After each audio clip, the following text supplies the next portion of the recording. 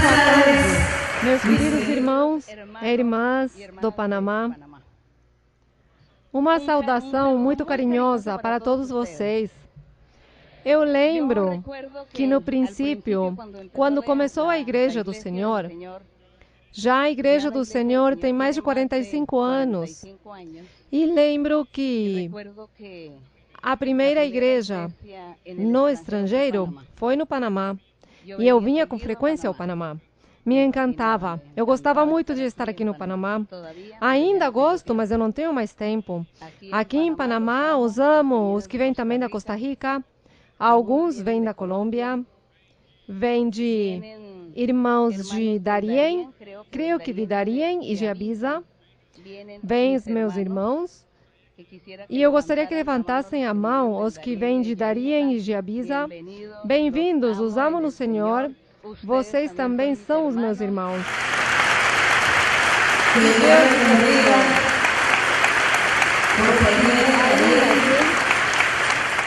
Assim como em alguns lugares também na Colômbia, há muitas tribos que já tiveram este privilégio de conhecer a palavra de Deus. E eles estão felizes conosco, amando a um Deus verdadeiro, porque para Deus não há nacionalidade. Para Deus não há raça. Para Deus não há cor. Para Deus somente existe um coração que o ame, que o busque, que se disponha para Ele. Isso é o importante, isso é o que Deus vê em cada ser. E nós aqui estamos hoje reunidos para honrar a Deus no dia de hoje, para agradecer a Deus pelo que somos, porque Ele fez conosco homens e mulheres felizes, confiantes em um Deus poderoso. Homens e mulheres que sentem paz em sua alma, em seu ser, e que guardam uma esperança em Deus. Esperando, desculpe a redundância, o cumprimento das promessas que Deus fez em cada um de nós. E aqui estamos, esperando no Senhor sempre. Cada dia que passa, há algo novo. E esperamos a próxima semana, que eu creio que virá algo diferente. No próximo mês, Deus tem algo para mim. Porque estamos aqui vivendo essa festa espiritual constante, às 24 horas do dia. O vivemos com Deus. E quando nos reunimos e nos congregamos como igreja, é para dar liberdade ao Espírito Santo, ao Espírito de Deus, para que Ele se manifeste em nossas vidas. E a cada um dê sua bênção como Deus quer. A cada um, Deus faz um milagre e dá uma cura, ou cumpre um desejo, uma petição, ou lhe supre uma necessidade. Mas de todas as formas, Deus está abençoando a cada um. E sempre que venhamos nos congregar como igreja, pensemos que Deus tem algo para nós. E o que dizer quando nós oramos e buscamos a Deus em nossa privacidade? Aí também clamamos e Ele está nos escutando, porque Ele é nossa sombra. Agradecemos ao Senhor. Portanto, os amo muito.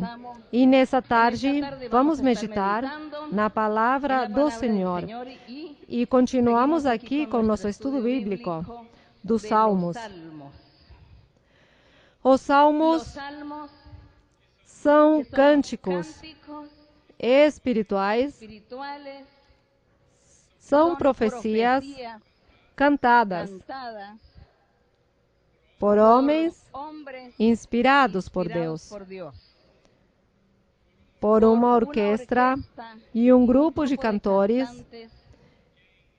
que eram profetas no Antigo povo de Israel. Quando o rei Davi os nomeou para que eles cantassem no templo, quando se reunia a igreja ou o povo para louvar e glorificar o nome do Senhor, o rei Davi nomeou 70 cantores. Eles eram profetas e cada um interpretava um instrumento musical diferente. E todos eram tomados pelo Espírito Santo. Vinha o Espírito de Deus, os tomava, os possuía, e eles começavam a cantar cânticos que eram profecias.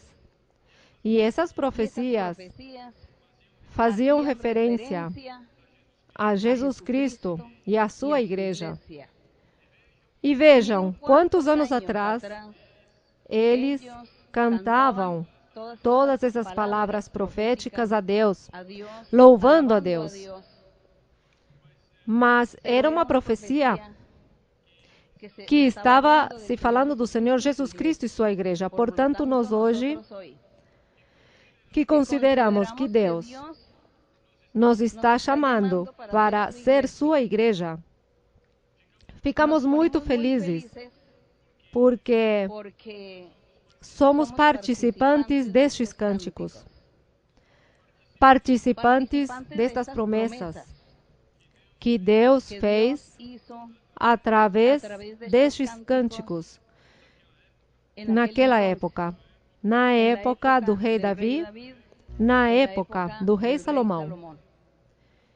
E cada vez que nós lemos os Salmos, bom, nosso coração se alegra, pois nossa alma se regozija, pois são palavras que Deus as vivifica e que, apesar de que estejam escritas, Deus faz com que vivam em nosso ser. E é quando sentimos a presença de Deus, a presença do Espírito Santo em nosso ser. E que formoso é quando lemos os Salmos, porque nós também estamos louvando a Deus com estes cânticos, ainda que não colocamos melodia, música, mas pelo menos a recitamos, para dizer ao nosso Deus aqui, no Salmo 19, que estaremos meditando no dia de hoje. E aí percebemos a forma maravilhosa como os salmistas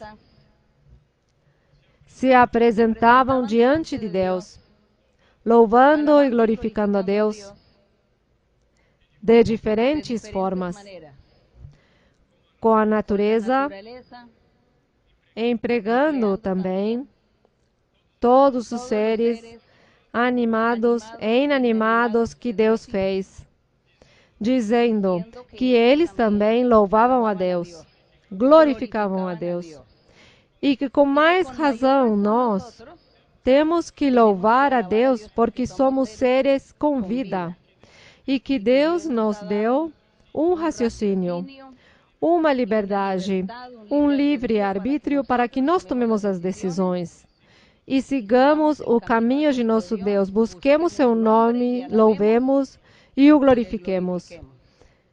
Portanto, no dia de hoje, estaremos meditando no Salmo 19, diz assim: os céus cantam a glória de Deus, e o firmamento anuncia a obra de suas mãos. Um dia comunica a mensagem a outro dia, e uma noite a outra noite declara a notícia. Está destacando a obra do Senhor, a criação de Deus.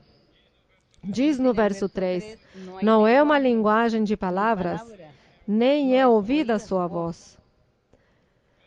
Mas no verso 4 diz, mas por toda a terra saiu sua pregação, e até o extremo do mundo sua linguagem de quem? Do nosso Deus, ou do Senhor Jesus Cristo.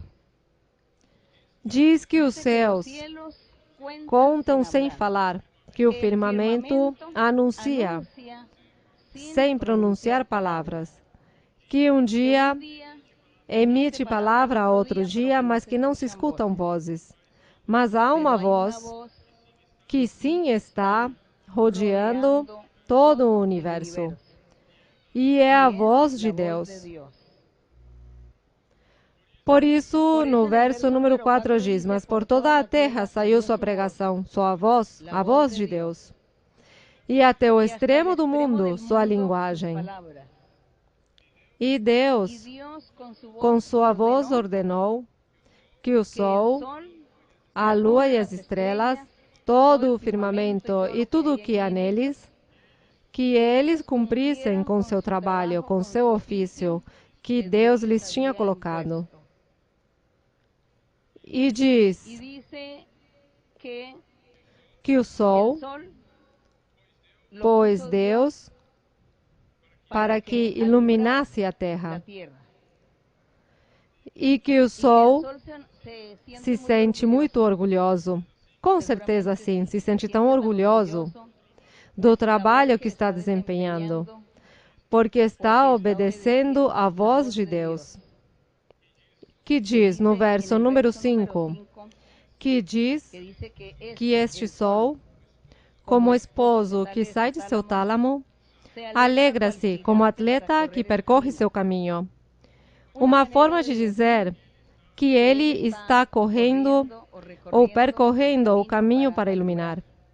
Fisicamente, sabemos que é a Terra que gira e que seria, ao melhor, a Terra que está percorrendo um caminho 24 horas ou uma vez ao ano. Mas, de uma forma poética, como está aqui o salmista, falando a Deus, engrandecendo o que Deus fez.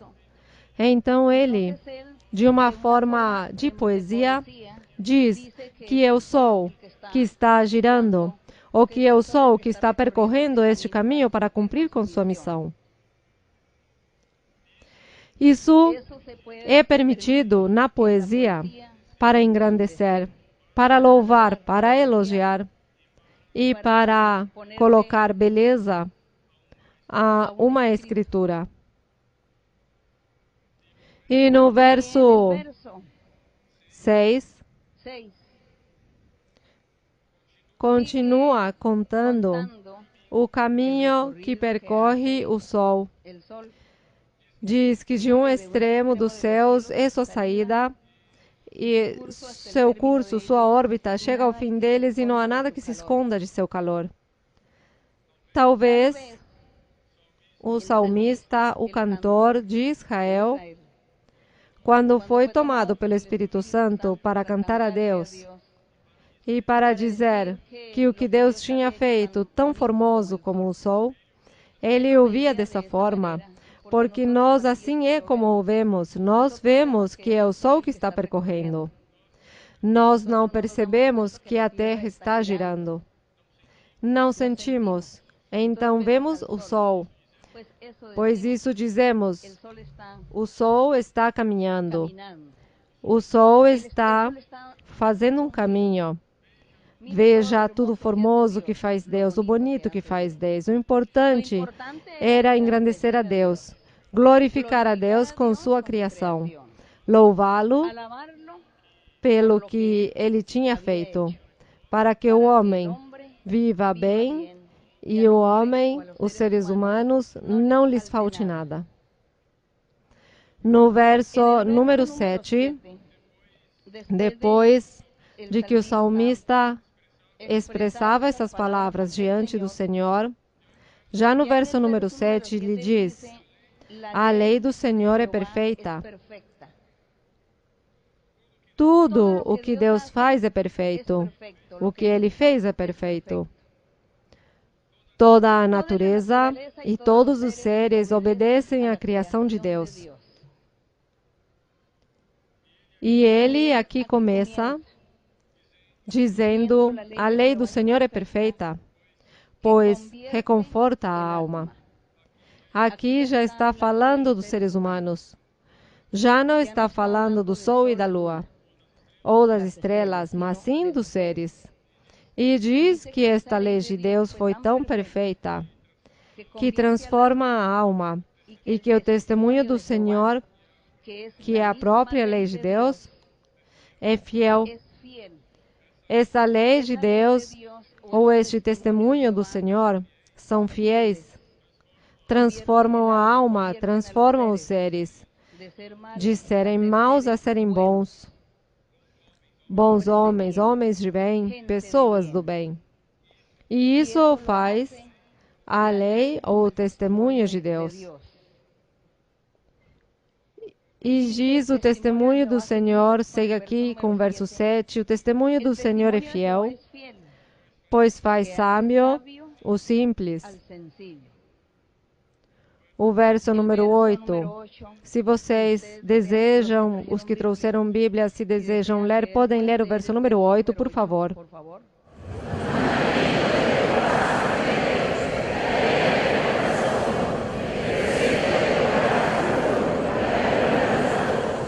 Isso é verdade. Diz que os mandamentos do Senhor, no verso 7, dizia a lei do Senhor. É o mesmo que o testemunho do Senhor, o mesmo os mandamentos do Senhor. É a mesma coisa. Diz, são retos e alegram o coração, o homem. O preceito é o mesmo que mandamento, lei e testemunho. O preceito do Senhor é puro e ilumina os olhos. É que a palavra de Deus, eu agreguei um nome mais, a palavra de Deus, o mandamento de Deus, a lei de Deus, o preceito de Deus, o testemunho, diz que faz um milagre no coração do homem. Quando o homem e a mulher se dispõem para Deus. Quando o homem e a mulher tomam uma decisão e dizem, eu quero seguir o caminho de Deus, quero entender a Deus, compreender a Deus, conhecer a Deus, quero agradá-lo.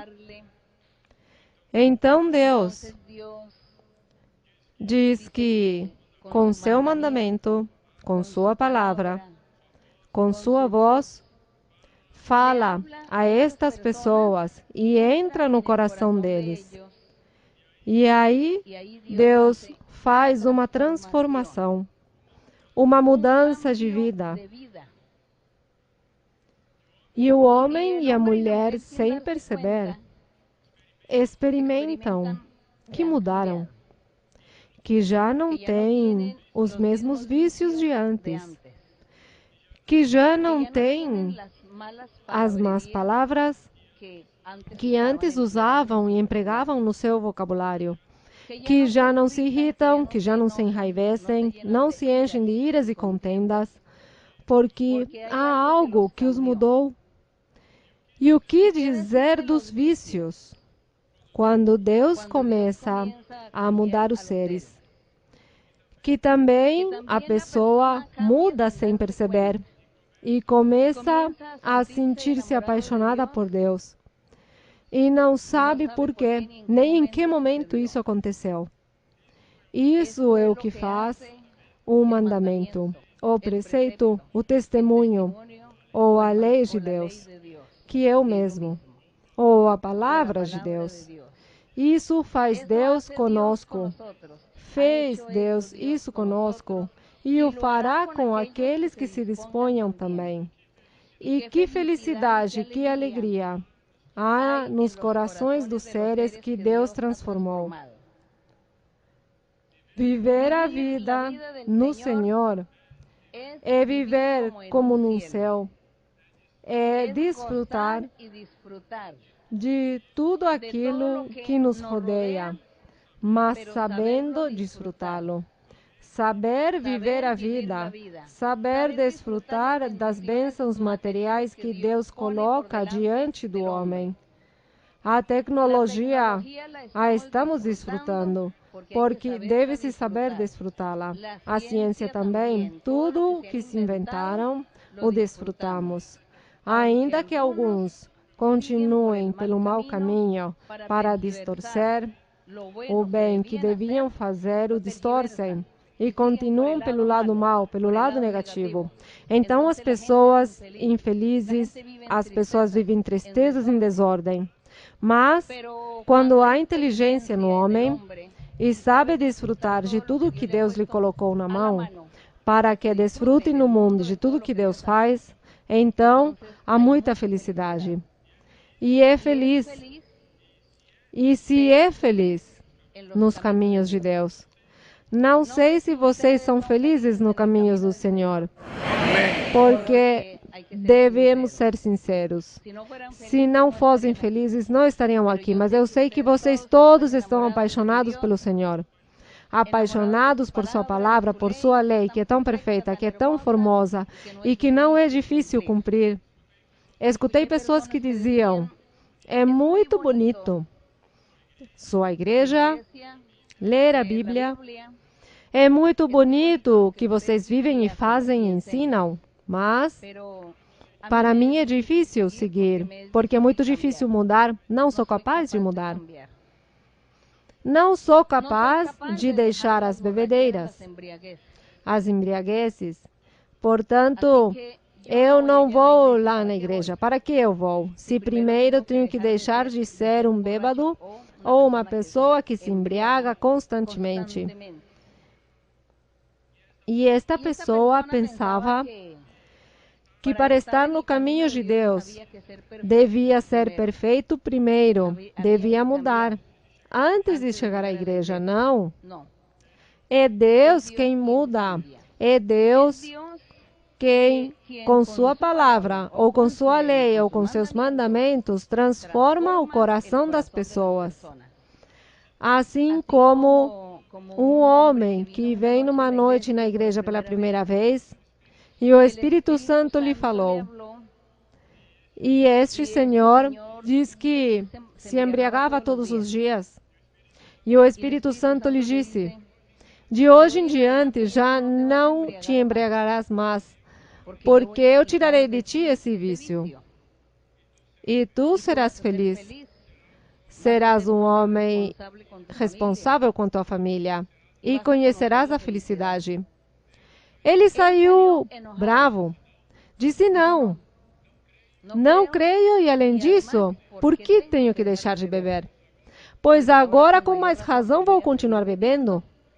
Porque tenho que ir contra isso. Tenho que fazer o contrário do que estão me dizendo. E assim foi embora, enraivecido. Quando chegou à sua casa, onde mora, passaram-se 3 dias, 4 dias, e lembrou que ele não tinha bebido essas bebidas que embriagam. E ele lembrou e disse, realmente eu não bebi.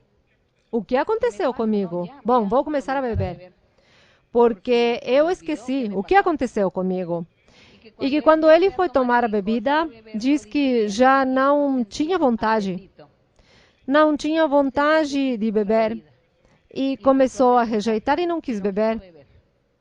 E se lembrou, na igreja, Deus lhe tinha dito que tiraria esse vício dele. E disse, creio que este Deus nesta igreja sim é o verdadeiro. E veio à igreja e deu um testemunho ao público. O que Deus tinha feito por ele. E como ele queria ir contra, nós não podemos ir contra Deus. Como quando o Senhor dizia ao apóstolo Paulo, quando ele perseguia a igreja, e diz que lhe apareceu o Senhor e veio um raio e o derrubou do cavalo. E uma voz lhe dizia, Paulo, por que me persegues? Por que dá coices contra os aguilhões? Dura coisa essa. Dar coices contra o aguilhão? Tu queres ir contra mim? Isso é difícil. Tu não conseguirás ir contra mim. E diz que Deus o transformou. Neste momento, o mudou. E ele se transformou num homem bom, num homem de bem, num grande pregador do Evangelho do Senhor. Porque para Deus não há nada impossível. E Deus nos muda. Somente que Deus, o que quer às vezes é que nós nos disponhamos para Ele. Isso é o que Deus quer. E aqui continuamos com os nomes que Deus colocou à sua palavra ou à sua lei. No verso número 9, diz: o temor do Senhor é limpo e permanece para sempre. Os juízos muda também. Vejam todos os nomes ou sinônimos que têm o sentido da palavra de Deus ou a lei de Deus. Aqui diz: os juízos do Senhor são verdade, todos justos. O verso 10, podem ler, irmãos.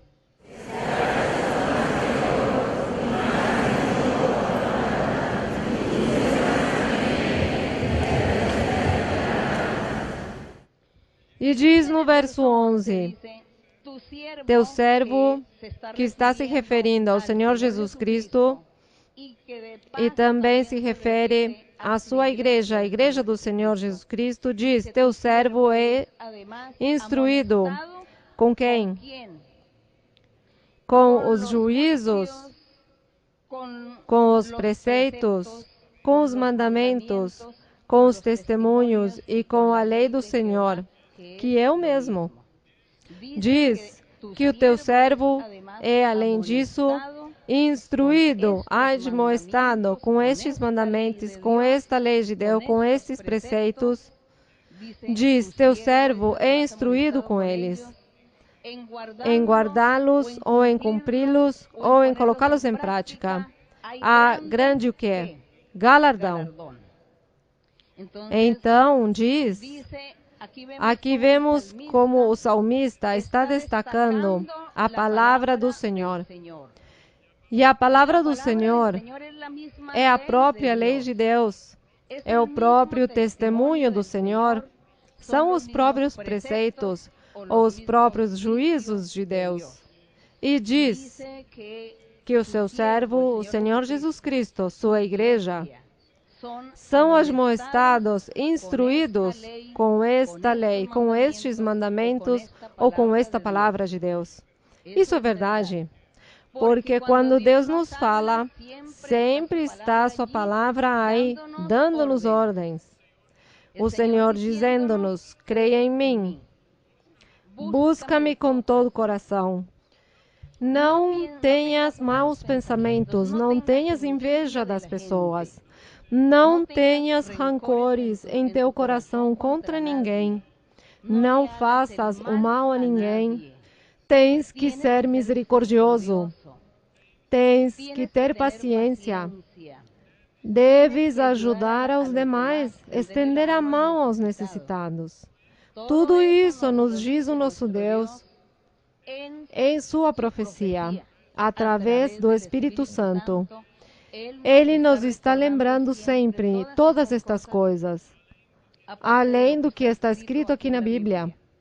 Assim é como nós somos admoestados constantemente. Mas essa palavra de Deus não vai vazia, porque quando Ele nos fala, Ele faz com que nós possamos cumprir e fazer a vontade de Deus.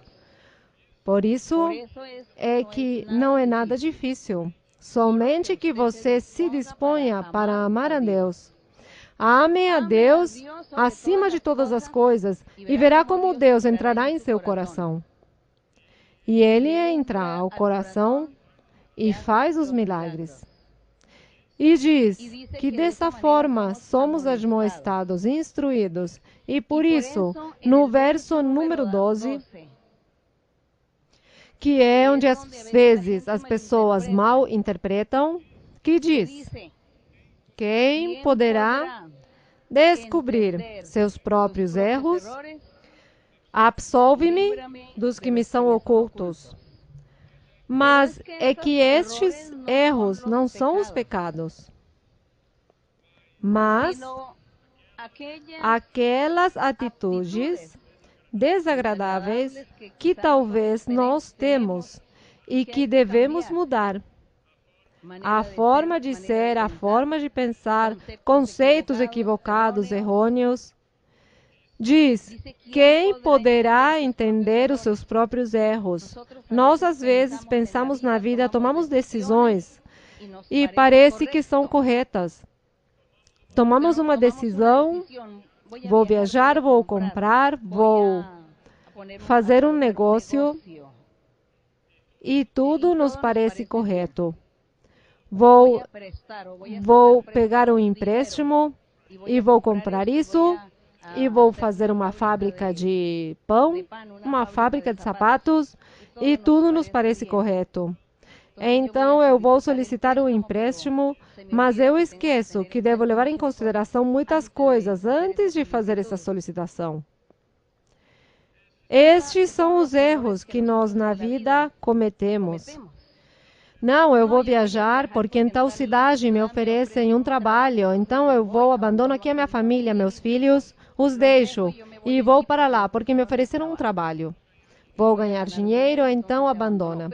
Então, ele não sentou para meditar se as coisas saíram bem, se isso era conveniente, que deixe sua família, que Deus deixe sós, que se ele lá como viverá, bem. Não pensou nisso. Então, faz essas coisas, cometeu um erro. Depois as coisas saíram mal, não lhe deram trabalho e bem. Ou quando voltou, então já encontrou que a esposa já não estava aí. Que ela tinha encontrado por aí outro varão, porque tinha sido abandonada. Então, que erro que cometeu essa pessoa? Não, os erros, por não meditar, por não analisar, por não esperar. Em quem?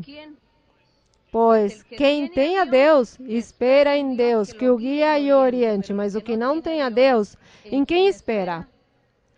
Cai em seus erros.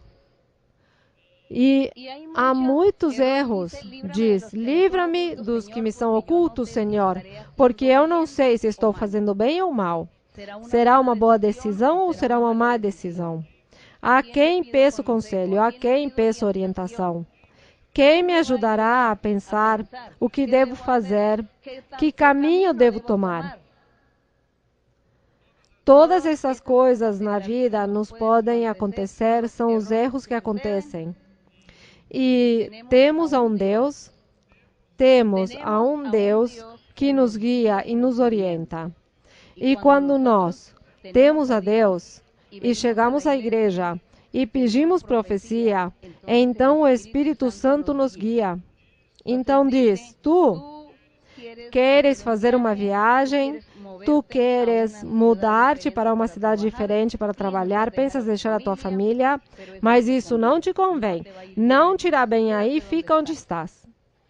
Está Deus livrando-me de um erro que cometeria. Uma vez veio um senhor também à igreja, um homem chegou pela primeira vez e se lhe deu profecia. E o Espírito Santo lhe disse, tu realizarás um negócio com um homem que não tem dinheiro. Terás como uma sociedade e negociarás com ele. E ele não tem dinheiro. Não faça este negócio porque tu perderás o dinheiro que investirás. E ele, pois, disse, realmente isso, estou fazendo uma sociedade e sou eu quem colocará todo o dinheiro, outra pessoa não colocará dinheiro. Foi embora e contou ao amigo e ele disse, não, você não dê crédito a isso, essas pessoas, a essa igreja. E foi embora e fizeram um negócio e perdeu seu dinheiro, perdeu todo o seu dinheiro. Cometeu um erro. Cometeu o erro. E o erro de não ter acreditado em Deus. Mas Deus está aí, pronto, para guiar-nos, para orientar-nos, para nos ensinar o melhor caminho ou tomar a melhor decisão. A isso se refere aqui quando diz, quem poderá entender seus próprios erros? Ninguém. Absolve-me, Senhor, dos erros que me são ocultos, do que eu não sei, do que eu desconheço, não posso tomar a decisão, não sei se me irá bem, se me irá mal, não sei. Tu sim o sabes, Senhor, guarda-me disso, para que eu não caia em erros e não fracasse, não perca dinheiro, não perca família ou outras coisas. No verso número 13, diz, preserva também teu servo da insolência, para que ela não se assenhoreie de mim. Então serei irreprochável e ficarei livre de grave delito. Como quem diz, está pedindo também a Deus que o guarde e que nos proteja.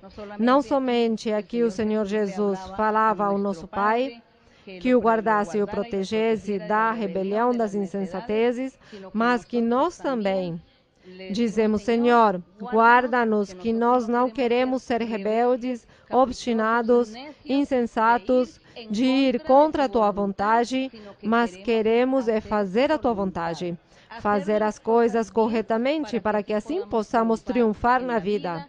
E Tu, Senhor, estejas contente conosco. Isso é importante.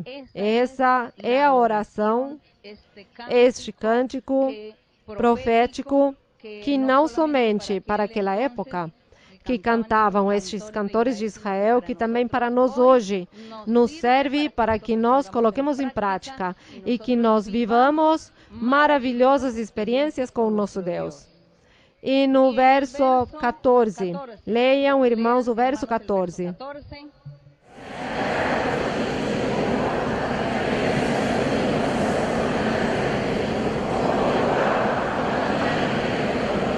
Por último, faz a conclusão de que ele diz que as palavras de minha boca, que o que sai da minha boca seja algo grato, que de minha boca não saiam os enganos, as mentiras, os ódios, os rancores, as vinganças, as intrigas, ambições, bem, tudo isso, mas que saia o bom, o justo e o reto, e que também da minha boca saia o melhor, para que as pessoas recebam e as pessoas mudem, e as pessoas se transformem, e as pessoas vejam meu exemplo e digam, aquela pessoa parece como que tem a Deus, porque vejam como é educada, como é misericordiosa, como estende a mão às pessoas e ajuda as pessoas, é tão simples, tão humilde. Oferece um sorriso às pessoas, uma palavra de consolo, que isso digam as pessoas de nós, os filhos de Deus, e que nós sejamos exemplo para o mundo, onde quer que estejamos. Não é somente aqui na congregação. Aqui, não somente nós não vamos apenas aparentar santidade, aparentar que amo a Deus, que creio em Deus, que busco o Senhor e que o amo e que canto a Ele e que glorifico a Deus, não. Mas que a minha vida deve ser um exemplo lá fora, aí no trabalho, no estudo, na rua, no negócio, na microempresa, no lar com a família, com os amigos, vizinhos, parentes. Todos eles temos que ser igual. Que de nossa boca saia saudável, justo, reto, nossas palavras sejam palavras e atitudes boas e excelentes, para que as pessoas creiam e digam, este homem e esta mulher sei que são de uma igreja. Este homem e essa mulher vão a uma igreja. Creio neles, porque vejam o seu testemunho. Veja a sua forma de ser dessas pessoas. Não lhes parece, irmãos, que isso seria o bonito, que nós fôssemos um exemplo para o mundo, que fôssemos cheios de virtudes? Isso é o que Deus quer de nós. Isso é o que Deus também oferece às pessoas que vêm pela primeira vez ou que nos visitam. Deus lhes oferece viver uma vida melhor. Mas é que é Deus quem muda. Deus é quem muda. Somente você dispõe o seu coração, ame a Deus e verá que Deus lhe dará felicidade. Deus permitirá que você seja feliz, que você seja um homem e uma mulher alegre, confiando em Deus. E que, ainda que venham momentos difíceis na vida, ainda que venham tribulações ou doenças ou algum mal, aí estaremos, ou aí está você, confiando e esperando no Senhor, que Ele lhe estenderá a mão em tempo e o ajudará e o levará adiante, para que você triunfe, para que você seja consolado e o seu problema seja resolvido. Glória ao nosso Deus. Que a glória seja para nosso Deus. E que Deus os abençoe a todos vocês. Que Deus esteja com vocês. E que vocês também um dia digam, como aqui no verso que diz, que sejam agradáveis as palavras da minha boca. Digam, sejam agradáveis as palavras da minha boca. Que Deus me mude. É isso. Deus abençoe. Deus abençoe. E agora sim.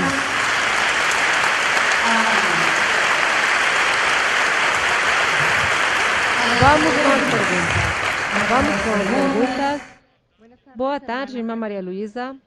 Segundo a promessa que fez o nosso Senhor Jesus Cristo, que Ele fez aos que crescem nele, que essas obras, como os grandes milagres e prodígios que Ele disse que faríamos e ainda maiores, sempre que eu leio isso, o de ainda maiores, me gera curiosidade. Fico pensando, pois, se já se ressuscitam mortos, se curam doenças terminais, como o que mais pode acontecer?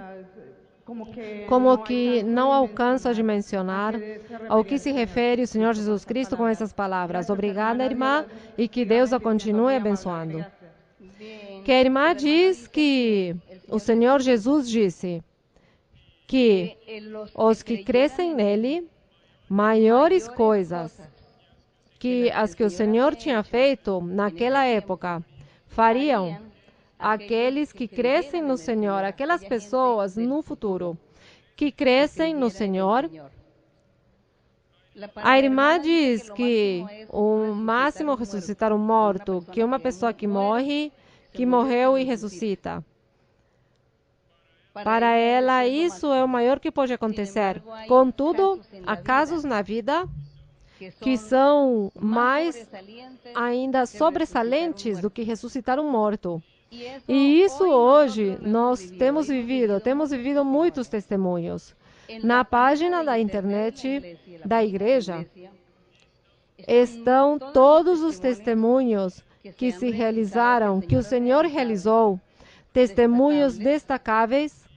E esses testemunhos aí mostram que é maior, ou tem maior relevância do que ressuscitar um morto. Ainda que também, nesta época, o Senhor já ressuscitou pessoas que morreram fisicamente. E o Senhor as ressuscitou. Isso já aconteceu. O Senhor também levantou muitas pessoas de cadeiras de rodas. O Senhor curou, por exemplo, a mulheres estéreis que não podiam ter filhos. A muitas já lhes deu os filhos, depois de serem estéreis. Bem, tudo isso são os milagres, como na parte da saúde, que tem a ver com a saúde. Mas também Deus fez muitas coisas particulares, como ajudar uma pessoa que não faça um mau negócio, ou como tirar alguém da prisão. O Senhor tirou pessoas da prisão. Pessoas que injustamente estiveram numa prisão. O Senhor os tirou de lá. Ele fez isso. A mim isso me parece um milagre maravilhoso. Também Deus, há muitas pessoas que quiseram sequestrar, pessoas que as perseguiram para tirar a vida, que contrataram assassinos para tirar a vida de uma pessoa, e o Senhor a faz invisível, a pessoa, para que não lhe tirem a vida. Isso também é um grande milagre. Os que quiseram sequestrar, também Deus faz milagres, porque os faz invisíveis. E isso também é algo maravilhoso. Resolver problemas e dificuldades, salvar e proteger uma pessoa na prisão, que vão levar à prisão injustamente, e Deus o salva e o guarda e não permite que o levem à prisão. Tudo isso são coisas que Deus faz, e nós vemos como se está cumprindo hoje o que o Senhor Jesus disse, que os que crescem nele, maiores coisas que aqui eles tinham feito até aquela época estariam fazendo. Portanto, são inumeráveis as coisas das que Deus esteve fazendo no dia de hoje através da igreja, através de diferentes lugares do mundo, Deus falando às pessoas em outro idioma também, tirando as pessoas de uma angústia, de um naufrágio, tantas coisas. Você entre a página da igreja, aí há muitos testemunhos para que você se deleite do que Deus fez, de coisas que a um homem lhe parecem impossíveis, mas que para Deus sim são possíveis. E Deus sim fez também por nos guardar, por nos proteger. Então, de muitas formas, Deus se manifesta, mas não somente Deus quer fazer curas no corpo das pessoas ou fazer milagres. Deus o que quer é que as pessoas se convertam a Deus, que as pessoas tenham uma mudança de vida, que já não façam coisas indevidas, que não façam o mal, que não façam mal aos outros, mas que vivam uma vida santa e reta e justa. Isso é o que Deus quer, que a pessoa mude. Tão importante às vezes a saúde, como é importante a mudança de vida. Que seja uma pessoa, homem ou mulher, organizados, responsáveis, cheios de virtudes e de valores na vida, que sejam um exemplo. Isso é o que Deus quer. Isso é mais importante do que receber as curas, que isso já é secundário. As curas do corpo, que Deus faça esses milagres. Mas o mais bonito é converter-se a Deus. Converter-nos ao Senhor é o mais formoso. Seguimos adiante. Outra pergunta. Boa tarde, irmã Maria Luísa. Bem-vinda à cidade do Panamá. Nos sentimos muito honrados com a sua presença. A comitiva que a acompanha, sejam todos bem-vindos para a honra e a glória do Senhor. Irmã, tenho uma pergunta da Bíblia. E eu gostaria, por favor, que a senhora me explicasse e nos esclarecesse, pois, se fosse possível. 1 de Timóteo, capítulo 5, do verso 23, 24 e 25. Leio, irmã. Verso 23. Não beba somente água, mas usa de um pouco de vinho, por causa de teu estômago e de tuas frequentes enfermidades. Os pecados de alguns homens são manifestos antes que eles venham a juízo, mas outros manifestam-se depois. Assim mesmo, também, as boas obras são manifestas, e as que são de outra maneira não podem permanecer ocultas. Irmã, eu tenho uma dúvida com respeito ao que o apóstolo aqui falava a Timóteo e a irmã, até onde as enfermidades, quaisquer que sejam estas, podem ser provas ou espíritos. Pensei que o irmão ia me perguntar se eram por causa do pecado as doenças. Bem, porque isso é o que está falando aqui em Timóteo. As doenças no corpo podem ser doenças físicas, que já é pela deterioração, pois da idade, e a deterioração do corpo, pois faz com que a pessoa fique doente. Mas também há enfermidades que são espirituais, que são espíritos de doenças que entram e possuem as pessoas, e a pessoa fica doente. Estes dois tipos de doenças. Mas para esses dois tipos de enfermidades, Deus prometeu que devemos crer e ter fé e orar e pedir a Deus que nos dê estas curas.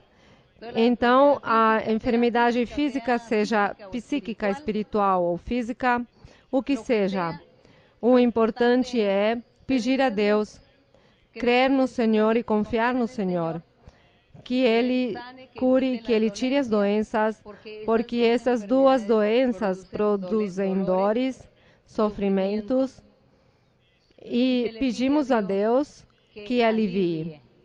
Que o Senhor tenha um pouco de misericórdia e esteja tirando essas dores, destas doenças.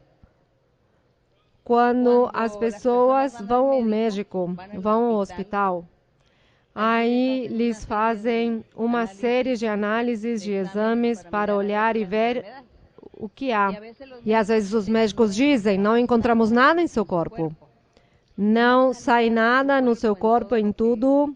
Em todas as análises, exames que fizemos, é provável que esta enfermidade não seja física, mas que seja um espírito de enfermidade que a pessoa tenha, e por isso o médico não pode descobrir. Quando você está doente e vai ao médico e o médico diz que não descobre o que é, provavelmente é um espírito de enfermidade. Então você ora a Deus, pede a Deus por esta doença psíquica, que é, pois, o espírito, e diz ao Senhor que o liberte e tire essas doenças, que lhe tire essas doenças. Quando o médico sim descobre, sim, é físico, porque veja que aqui está, você tem aqui um tumor, tem isso, tem aquilo, também orar a Deus e pedir a Deus. E se o médico diz, deve-se fazer uma cirurgia, pois está bem, faça a cirurgia, que Deus me ajudará e Deus permitirá que fique bem.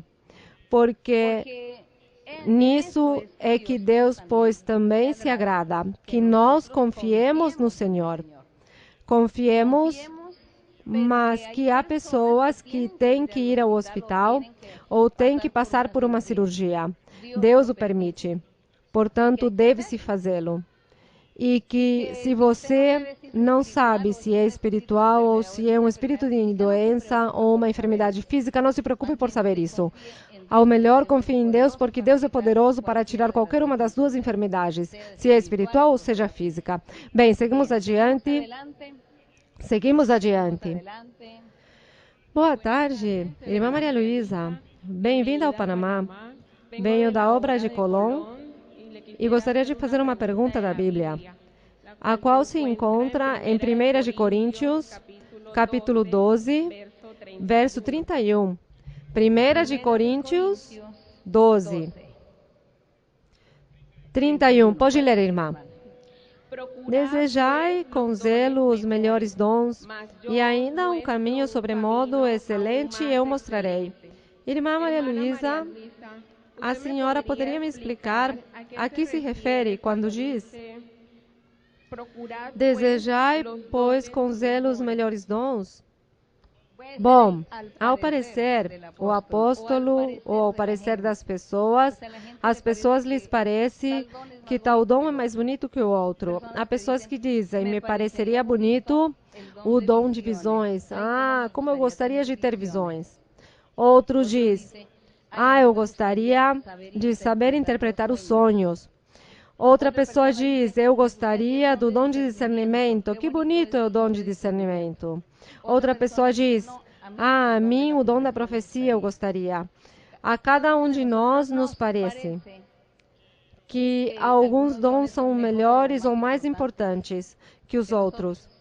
E por isso o apóstolo diz, pois vocês procurem ter ou receber os melhores dons que a vocês lhes pareça. Peçam a Deus que lhes deem os dons que vocês desejam ter. Peçam a Deus. Contudo, Deus dará o que Ele quer. O que o Senhor quer é o que Ele dará.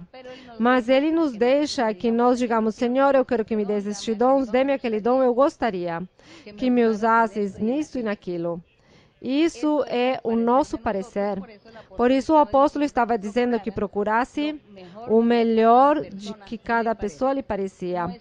Não é porque os dons sejam uns melhores que os outros, todos são muito necessários, todos são indispensáveis. Assim como o corpo. Vejam aqui que o apóstolo Paulo dizia que os dons espirituais eram comparados com o corpo da pessoa. Que o corpo da pessoa tem muitos membros. As pernas, os braços, os dedos, os olhos, o nariz. E se nós vamos dizer, não, é que os braços são mais importantes que o nariz, você acha que isso é correto? Não, não está correto. Porque os braços são importantes, o nariz também. Porque se eu não tivesse o nariz, como eu respiraria? Então, tudo é importante. Não há nada melhor do que o outro. Tudo é importante. Assim são os dons espirituais. Todos são importantes. Mas as pessoas, a uns lhes parece que é melhor o dom de visão que o dom de sonhos. E por isso o apóstolo diz, ore e peça a Deus que lhe dê esses dons. Seguimos adiante. Muito boa tarde, irmã. Muito feliz de estar compartilhando hoje com a senhora aqui. Você pode me explicar que diferença há entre uma visão e uma imaginação? Muito obrigada, irmã, e que o Senhor abençoe. Imaginação, visão. As visões é algo que se vê. Visão é algo que se vê. Há pessoas que viram muitas visões agora quando houve uma catástrofe em Mocoa, no Peru, que choveu muito e os rios transbordaram. E muitas pessoas pereceram, morreram, mas também houve pessoas que Deus os guardou, os salvou, os tirou, pois, deste naufrágio, deste acidente, desta morte tão fatal aí, dos rios, do barro, água e barro que se formou. E um povoado coberto pela lama, pelos rios, e contam algumas pessoas que viram em visão. As pessoas nem perceberam que eram visões o que estavam vendo, mas viam alguém, uma pessoa que os salvava, que os tirava dali, e os tirava para que não perecessem. Então eles contam e dizem, não, aí vimos uma pessoa, alguém que nos estava tirando e nos tirou como 20 pessoas dali. E se não fosse por essa pessoa, teríamos morrido afogados. E aí no meio da lama, das pedras, a água que estava correndo nesses rios.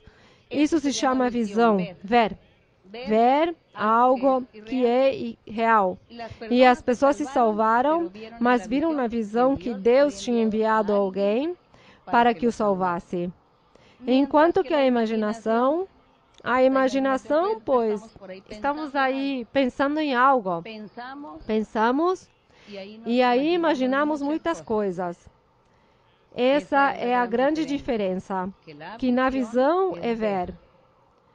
Há visões que se veem estando acordados e há visões que se veem estando adormecidos. Quando a pessoa está dormindo, também pode ter visões. Abre seus olhos, está dormindo, mas está com os olhos abertos, vendo algo. Isso são visões. A imaginação é quando pensamos muitas coisas. Pensamos e vamos lá.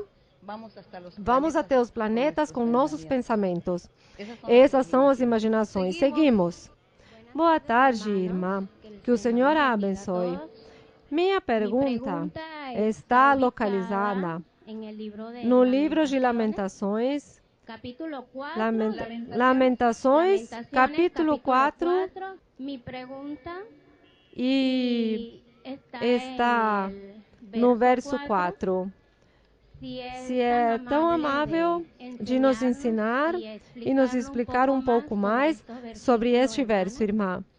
Bem, este livro de Lamentações, que não sei se os irmãos terão lido, são uns cânticos depois de um funeral. Naquela época, quando havia funerais, quando enterravam ou davam sepultura a uma pessoa que tinha morrido, um israelita, haviam canções, cânticos especiais que haviam para esse dia. Então, haviam lamentações, como chamavam.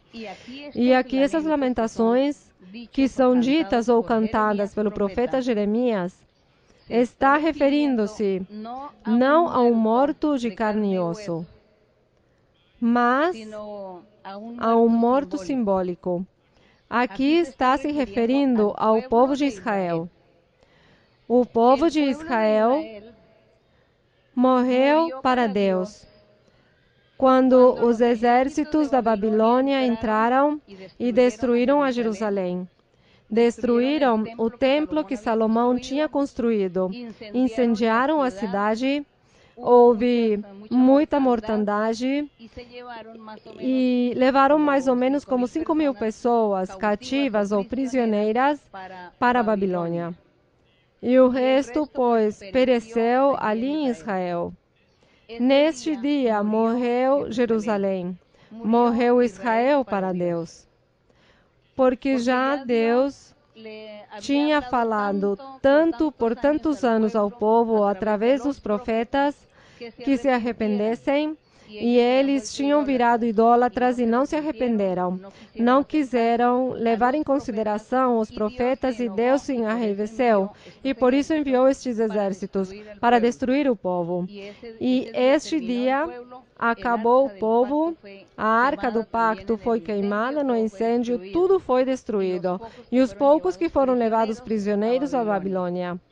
Naquela época estava o rei, estava o profeta Ezequiel e o profeta Jeremias. E o profeta Jeremias, pois também foi levado cativo junto com as outras pessoas. E ele, estando aí em meio do seu cativeiro, diz que começa a cantar essas lamentações. Então, ele começa a cantar essas lamentações, falando que o povo de Israel, que a Jerusalém, que era Sião e que era a cidade que tanto Deus tinha amado, que essa cidade, pois, veja como tinha ficado, transformada em escombros, e por isso ele chorava e se lamentava a Jerusalém. Estava simbolizando que esta Jerusalém era uma mulher. E por isso, ele aqui no capítulo 4, verso 1, diz, como se escureceu o ouro. O ouro era Jerusalém, essa cidade formosa que Deus tinha escolhido para colocar aí o seu templo e o seu tabernáculo. Aí nessa cidade de Jerusalém, o rei Davi construiu também seu palácio.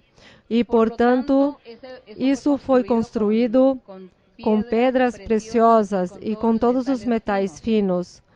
E aqui fala e diz, como o bom ouro perdeu seu brilho, as pedras do santuário estão espalhadas pelas esquinas de todas as ruas.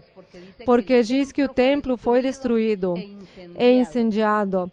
E por isso aqui fala que as pedras do santuário estão espalhadas em todas as ruas da cidade.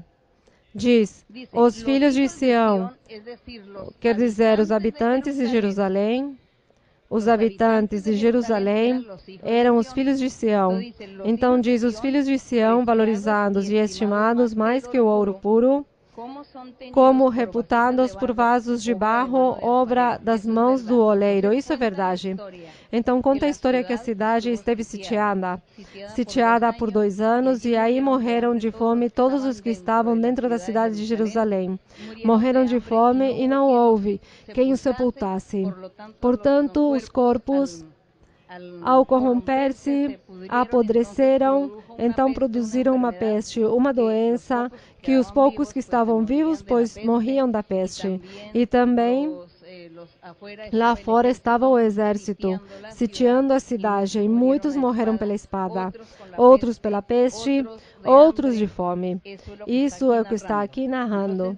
Então diz que estes são os filhos de Sião, que depois de serem estimados como ouro, agora eram pior que vasos de barro. No verso 3 diz, até os chacais dão o peito e amamentam a seus filhotes.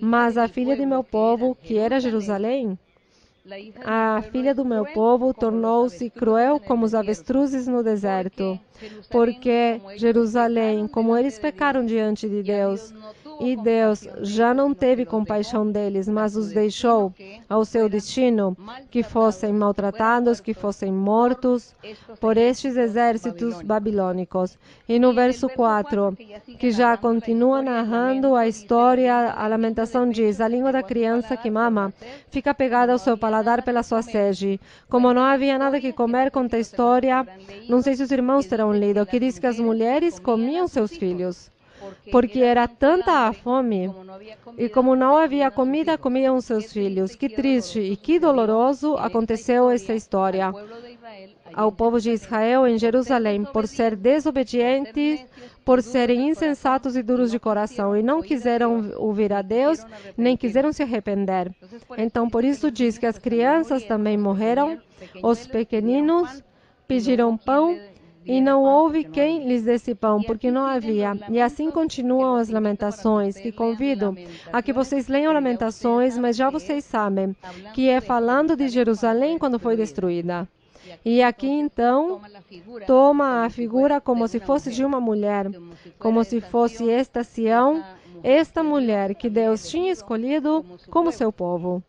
Isso, lhes convido para que leiam Lamentações, mas é o que está falando aí simbolicamente, em forma de figuras ou de metáforas, dando-nos essa história. Bem, seguimos adiante. Outra pergunta. Muito boa tarde, irmã, que o Senhor a abençoe. Vou ler em 1 de Coríntios 15:41. Um é o resplendor do sol, outro o resplendor da lua, e outro o resplendor das estrelas, pois uma estrela se diferencia de outra em seu resplendor. Nós, como jovens, muitas vezes, em nossos estudos, nos explicam teorias que tratam de explicar a origem do universo, mas na igreja sabemos que tudo isto é obra e criação de Deus. Minha pergunta seria: que relação tem estes astros do céu conosco? Se estes versículos são de algum significado, porque uma vez no estudo bíblico escutei dizer, irmã, que estes têm uma função específica. Isto realmente seria como um mistério de Deus, ou poderia ser algo relacionado conosco? Agradeço se nos pode ampliar sobre o tema. Que se está relacionado, bem, o primeiro passo é que é muito lindo quando olhamos para cima à noite, em algum lugar aí estratégico, onde se vêem muitas estrelas. E diz, quando você lê este verso que diz que uma é a glória da lua, outra é a glória do sol, outra a glória das estrelas. Isso é verdade. O apóstolo estava comparando que assim como as estrelas, o sol e a lua têm a sua glória, quer dizer, sua importância, sua beleza, sua formosura, sua categoria, sua posição, nós, os seres humanos, principalmente aqueles homens e mulheres que seguem a Deus, que buscam a Deus, que se afastaram do pecado, diz que eles têm uma glória muito bonita, muito grande, muito superior ainda à glória de uma estrela ou ainda da glória da lua, da glória do sol. Diz que os filhos de Deus são mais ainda sobressalentes, são de nível muito alto no que Deus nos coloca. Que assim como nós admiramos a natureza, e para nós, pois é admirável ver os astros, que com mais razão, como será de admirável ver e observar e conhecer os verdadeiros filhos de Deus. Filhos de Deus que tenham os dons espirituais, que sejam usados por Deus para fazer milagres e sinais, para fazer muitas coisas boas, excelentes, que deem exemplo e testemunho onde quer que estejam, que tenham sabedoria, inteligência e conhecimento, que ensinem a muitos, que ensinem ao mundo. Como não será essa glória deles maior que a glória do sol e da lua, ou das estrelas? Isso é o que a Bíblia destaca. Que assim como esses elementos têm a sua glória, que os filhos de Deus terão uma glória mais sobressalente. E que aqui as estrelas, por exemplo, o povo de Israel, em alguns versos da Bíblia, diz que eles eram como estrelas sobressalentes. Mas que uma vez que vem o Evangelho, vem o Senhor Jesus a ensinar o seu Evangelho e que eles não creram. Os israelitas daquela época não creram no Senhor, não creram, mas ao contrário, o entregaram à morte. Diz que eles, a sua luz se apagou como estrelas que eram, sua luz se apagou. E que as novas estrelas, aqueles que seguissem o caminho de Deus, essas são as estrelas que compara aos filhos de Deus. com o que nós hoje vemos aí no firmamento. Então, é a comparação. E por isso é que nós não vamos ser ambiciosos de dizer, não, é que eu quero ser uma estrela. Talvez Deus nos chame estrelas, mas nós somos os que buscamos uma categoria diante da presença de Deus, com nossos feitos, com o nosso bom exemplo e nosso bom testemunho. E nos apresentamos diante de Deus como seus filhos, como seus seguidores, como seus crentes, adorando a Ele, amando a Ele, agradando a Ele. E Ele a nós nos dará o título que Ele queira. Mas nós não vamos dizer, Senhor, e qual será o título que Tu tens para mim? Não. Isso não é tão importante. O importante é, Senhor, tenha-me diante da Tua presença. Quero estar, quero que me leves da Tua mão. Quero que Te agrades de mim. Que estejas contente comigo. Isso é suficiente, Senhor. Isso é o que Deus quer para nós. E esta é a comparação das estrelas com a igreja ou com os filhos de Deus. Que os filhos de Deus têm que ser homens e mulheres perfeitos, retos e santos diante de Deus. Nós não podemos dizer quem são, não podemos nomear nem olhar, porque isso pertence ao Senhor. Escolher e julgar, e Ele quem sabe tudo, mas nós aqui estamos correndo para chegar a uma meta. Estamos aqui correndo, desejando chegar à meta, porque desejamos agradar ao nosso Deus. Amém? E fazer a vontade do Senhor, isso é importante. Talvez o Senhor nos veja como estrelas, sim, mas bem, isso é Ele. Nós não vamos procurar o primeiro lugar, nem buscar títulos também. Seguimos adiante, seguimos adiante. Boa tarde, irmã Maria Luísa. Dou as boas-vindas com meu coração. Minha pergunta está em Romanos. O livro de Romanos, no capítulo 8. Versos 1 e 2. Romanos 8. Sim, senhora, 1 e 2. Sim, diz, portanto, agora, nenhuma condenação há para os que estão em Cristo Jesus, aqueles que não andam conforme a carne, mas segundo o Espírito. Porque a lei do Espírito de vida em Cristo Jesus livrou-me da lei do pecado e da morte. Irmã, minha pergunta é a seguinte.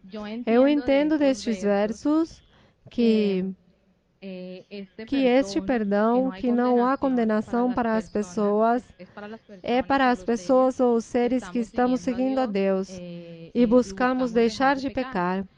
Mas há muitas denominações e pessoas no mundo que tomam o segundo verso para dizer que simplesmente pelo feito de que Jesus morreu na cruz, já façam o que façam, mesmo que pequem, estão perdoados. Então, eu gostaria, irmã, que a senhora nos esclarecesse um pouquinho a respeito. Bem, em Romanos, capítulo 8, quero que os irmãos, pois todos tenham encontrado no livro de Romanos 8, o apóstolo Paulo está falando a um grupo de judeus que se tinham convertido ao cristianismo. E ele, naquela época, havia dois grupos. Estavam os judeus cristãos e os judeus que continuavam praticando a lei de Moisés. Então, quero que aí os irmãos coloquem um pouco de atenção, para que não se confundam.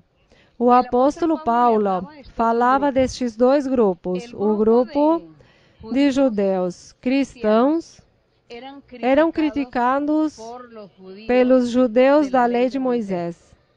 E por isso, o apóstolo Paulo lhes estava ensinando, lhes estava ratificando que não se deixassem convencer das críticas que lhes estavam fazendo seus irmãos.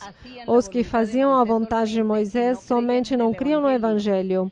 E por isso o apóstolo lhes disse, agora, pois, Nenhuma condenação há para os que estão em Cristo Jesus, porque o grupo de judeus não quiseram crer no Evangelho de Cristo, estavam criticando e dizendo aos judeus cristãos que andavam muito mal, que eles agora estavam em condenação por ter mudado de religião, por ter se afastado da lei de Moisés, e que porque estavam seguindo o cristianismo ou o Evangelho do Senhor Jesus. Então o apóstolo lhes disse: não se preocupem, nenhuma condenação há para os que estão em Cristo Jesus, que não andam conforme a carne, que naquele momento essa palavra carne, coloquem atenção, irmãos, esta palavra carne significa lei de Moisés. Essa palavra carne que diz aqui a Bíblia significa lei de Moisés. E diz o apóstolo: os que não andam conforme a lei de Moisés ou a carne, mas andam segundo o Espírito, que significa o Evangelho de Cristo Jesus. Por isso é que às vezes as pessoas confundem ou se confundem porque não é dada a verdadeira interpretação a certos vocábulos. Então aqui a carne significa a lei de Moisés, o Espírito significa Evangelho de Cristo. Agora sim, vou ler o verso 1 com estas interpretações. Portanto, agora nenhuma condenação há para os que estão em Cristo Jesus, aqueles que não andam conforme a lei de Moisés, mas conforme o Evangelho do Senhor. Porque a lei do Espírito, ou o Evangelho de Cristo, é vida em Cristo Jesus. Livrou-me da lei de Moisés, que é a lei do pecado e da morte. Então, a lei de Moisés era uma lei de pecado e morte, por quê? Porque todos os que queriam seguir a lei de Moisés nunca puderam cumprir com os mandamentos do Senhor. E, portanto, pecavam, e, portanto, morreram para Deus. Não há morte física, mas a morte espiritual. Deus se afastou deles, porque eles nunca cumpriram com seus mandamentos. Morreram para Deus. Por isso o apóstolo diz: os que andam conforme a lei de Moisés é andar no pecado e na morte. Porque a lei de Moisés nunca pode mudar o coração das pessoas. O Evangelho de Cristo Jesus, sim, muda o coração das pessoas, porque é o Espírito de Deus trabalhando nos corações no meio da congregação. Então, há uma mudança de vida.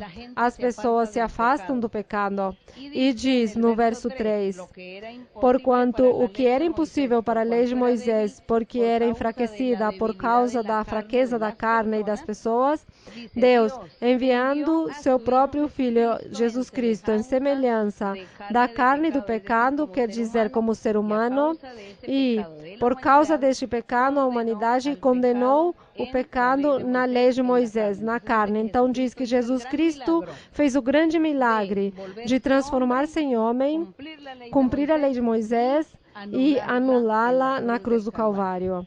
E estava aí dizendo às pessoas que se convertessem ao Evangelho de Cristo Jesus. E converter-se ao Evangelho de Cristo Jesus para ser salvos ou para ter a vida eterna, deve-se afastar-se do pecado, porque não é somente dizer, creio, creio, como muitas pessoas que dizem, eu creio em Deus, eu creio em Deus. E você lhe pergunta, as pessoas lhe dizem, creio em Deus, com exceção, por aí na Europa, em alguns países que dizem ser ateus, mas se vamos falar da América Latina toda e dos Estados Unidos e América do Norte e muitos países da Europa, você pergunta às pessoas e dizem, creio em Deus, eu creio em Deus. Mas acontece que creem é porque dizem sim, parece que sim existe um Deus, mas vivem em pecado. Isso não se chama crer em Deus, porque deve se afastar do pecado. Para nós dizer que cremos em Deus, temos que nos afastar do pecado, não pecar.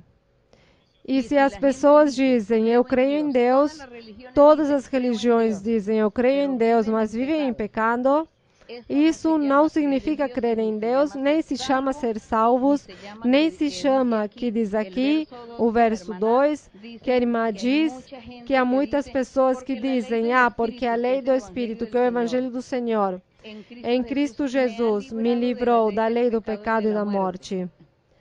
Mas é aqui o pecado e a morte, é a lei de Moisés que está falando. Mas para que eu possa dizer que me livrou da morte, do pecado, é porque eu me converti a Deus e deixei de pecar. Assim posso dizer que terei vida eterna. Porque se eu digo, creio em Deus, ou creio em Jesus Cristo e continuo pecando, não está crendo em ninguém, e continua no seu pecado e continua em sua condenação, e não foi salvo, não tem a Deus. Isso é o que nós temos que entender, compreender e ter bem claro esse conceito. Que para dizer que eu creio em Deus ou que tenho a Deus, é porque já me afastei do pecado. Porque se estou pecando, esqueçam. Estou perdendo tempo. Então Deus está longe de mim, Deus não está comigo. Então deve-se aceitar ao Senhor, sim, crer no Senhor, mas deixar-nos dirigir por Deus. E Deus nos transforma, e Deus nos muda quando eu o desejo. Quando eu digo, Senhor, eu quero fazer a Tua vontade, eu quero ser salvo, eu quero ter a vida eterna, eu quero que Tu andes comigo, Senhor, que Tu vivas no meu coração. Então Deus dirá, sim, eu quero e te ajudarei, porque te propuseste em me seguir, propuseste em me agradar, então eu te ajudarei. Então Deus entra para nos ajudar e nos transformar. Esta é a mudança de vida que faz o Evangelho de Cristo Jesus, que nunca o pode fazer a lei de Moisés, nunca pode mudar as pessoas, a lei de Moisés, e por isso todo mundo pecou e todo mundo foi destituído da glória do Senhor. Bem, que Deus nos ajude, que Deus tenha misericórdia de todos nós, que Deus tenha misericórdia de vocês, que os abençoe, que lhes dê esta liberdade, que lhes dê esta mente inteligente e sábia, que lhes dê a capacidade de poder entender e compreender a doutrina do Senhor, de poder vivê-la, desfrutá-la. Que Deus esteja com cada um de vocês. Então, meus queridos irmãos e irmãs, os amo. Espero que Deus hoje lhes tenha dado muitas bênçãos a vocês. E eu sei que Deus, sim, lhes deu a bênção, porque é a promessa que eu tenho do Senhor, que lhes dá a bênção a cada um por vir, por separar o tempo, por deixar de trabalhar no dia de hoje, porque tiveram que deixar de trabalhar, mas Deus os recompensará 3 vezes, 4 vezes mais. E os abençoará e alegrará seu coração. E Deus estará cumprindo com seus desejos, com suas petições. Portanto, vamos ficar de pé e vamos cantar ao Senhor um coro, o coro 112, Senhor, Tu és meu Deus, e cantemos ao Senhor e vamos fazer nossa oração.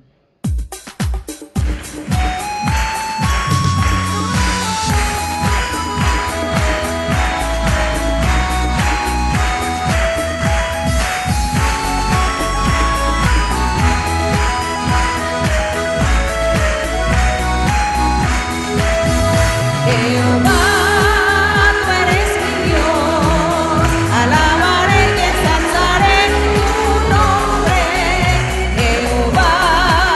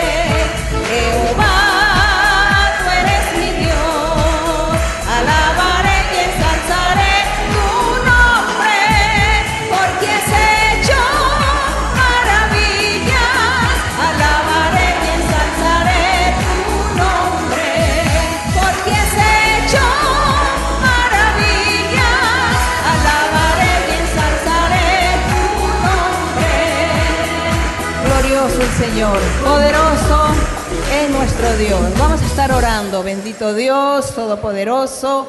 Gracias, Señor, en esta tarde, porque hemos estado aquí reunidos delante de tu presencia, meditando en tu palabra, Señor.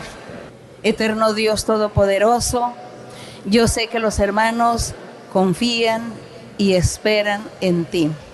Y ellos han vivido maravillosas experiencias contigo. Han visto tu mano poderosa. Han visto tu mano llena de prodigios, de milagros. Tu mano llena de amor y de consuelo para muchos y de bendición.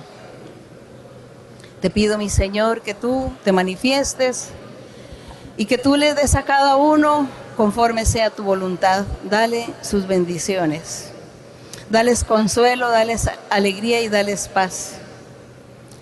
Y que tú les enseñes tu palabra, les enseñes tu doctrina, que tú les des inteligencia, que les des sabiduría, conocimiento, para que ellos te sigan y te sirvan, y para que ellos siempre vayan de tu mano poderosa.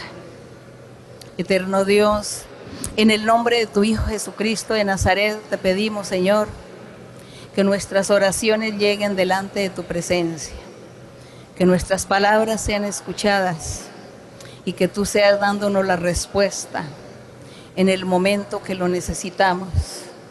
Y que en este momento estamos delante de ti para pedirte misericordia, para pedirte, Señor, tu perdón, tu misericordia, tu amor y tus bendiciones. Que te manifiestes con tu poder, de acuerdo a tus promesas, de acuerdo a todo lo que tú nos has dicho en visiones, sueños, profecías, que tú nos has prometido muchas bendiciones y has prometido que a cada persona, a cada uno le darás su bendición y que tú los consolarás y los ayudarás para que sigan adelante, para que sean fuertes y valientes. Te pido, mi Señor, que tú seas bendiciendo aquí a los hermanos y que tú extiendas tu mano poderosa, sanadora también para sanar toda enfermedad, quitando toda dolencia y escuchando, Señor, también sus peticiones, concediendo sus peticiones, concediendo, Señor, sus anhelos y dándoles alegría y gozo. Padre Santo, también te pido a ti también por todos los hermanos y por todas las hermanas y todas las personas que nos van a ver en el video de diferentes lugares del mundo y que ellos necesitan de ti, porque ellos son seres como nosotros. Quizá algunos hablan otro idioma, pero tú, mi Señor, entiendes todos los idiomas, mi Señor. Entiendes el idioma del corazón, del alma, del ser, de la necesidad de cada uno. Te pido, Señor, que tú los bendigas también grandemente y que extiendas tu mano poderosa y sanadora y seas tú sanando y limpiando y libertando, cortando dolencias, enfermedades, quitando amarguras, tristezas, quitando toda depresión, quitando, Señor, todo aquello que el diablo pone en la vida de muchos para hacerlos sufrir. Dale la victoria, Señor, dales el triunfo. Quita toda maldición del diablo, destruyendo toda brujería, toda hechicería, todo mal. Bendice a todos, mi Señor. Liberta a todos, Señor, porque tú eres nuestro Dios poderoso. Somos obra de tus manos, somos tus criaturas. Nos hiciste con tu mano poderosa. Y aquí estamos delante de ti, Señor, esperando tu amor y tu misericordia. Gracias, Padre Santo. Tu mano poderosa bendiciendo a todos y dándoles diversas bendiciones, así como han sido tus promesas, en el nombre glorioso de Jesucristo, tu Hijo amado. Gracias, Señor. Que la honra y la gloria sean para ti, desde ahora y para siempre, en el nombre de Cristo Jesús, tu Hijo amado. Amén. Gloria al Señor. Bendito el nombre de nuestro Dios. Envíame, Señor, envíame, Señor, envíame, Señor, a predicar. Y dame tu poder, y dame tu poder, y dame tu poder para guiar por sendas de salud, por sendas de salud.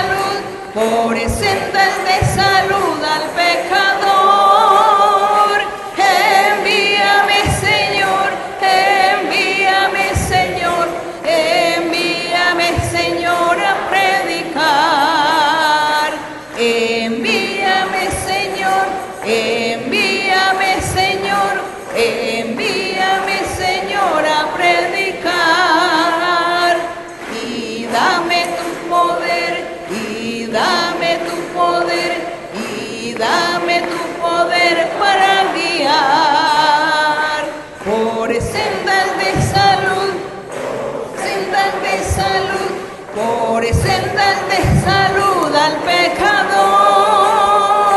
Envíame, Señor, envíame, Señor, envíame, Señor, a predicar. Bendito seja o nome do Senhor. Glória a nosso Deus. Cantemos ao Senhor este coro que diz: Te exaltarei, meu Deus, meu Rei. 171. Te exaltarei, meu Deus, meu Rei. Cantemos com todo o nosso coração. Para nuestro Dios, porque Él lo merece. Gloria al Señor. Bendito Dios. Gloria al Señor.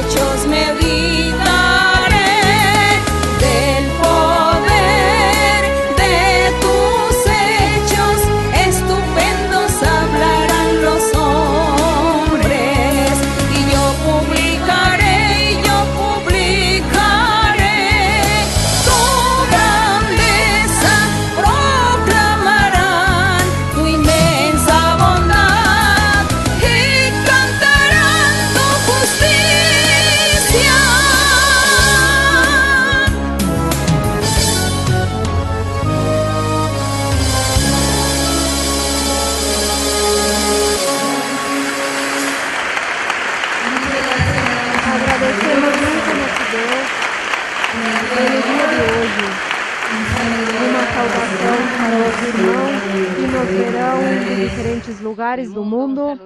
Uma saudação, os amamos muito também. Uma saudação para todos os irmãos da América do Sul, Peru, Equador, Bolívia, Chile. Estou pedindo ao Senhor que me permita visitá-los. A todos os irmãos de todas as igrejas, uma saudação com todo o meu carinho, com todo o meu amor. Os amo muito. Os amo, irmão. Deus te abençoe.